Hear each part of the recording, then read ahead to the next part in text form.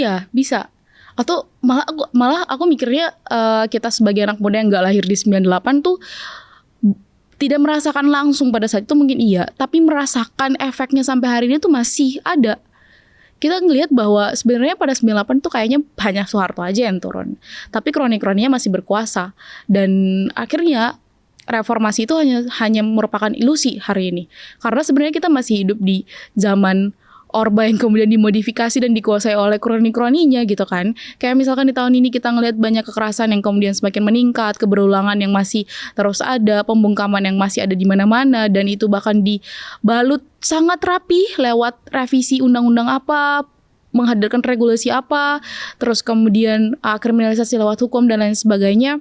Kayaknya kita yang gak lahir di 98 sebenarnya masih merasakan banget. Walaupun satu sisi kita juga bisa ngebayangin lah ya dari cerita, kalau misalkan cerita sama orang tua kita soal apa gambaran mama papa atau kakek nenek saat waktu itu, dan mereka menggambarkannya dengan situasi yang cukup sangat mencekam kayak kita nggak bisa ngomong sembarangan, kita nggak bisa kritik ini dan itu, kita taunya ya udah menikmati yang ada aja, hidup seadanya aja, karena kalau misalkan nanti kita bersuara atau kita kritis tar tiba-tiba hilang atau tiba-tiba tidak ditemukan atau tiba-tiba dibungkam dengan cara apapun pada saat itu kan sebenarnya sudah cukup menggambarkan betapa luar biasa tegang dan menakutkannya rezim saat itu gitu kan.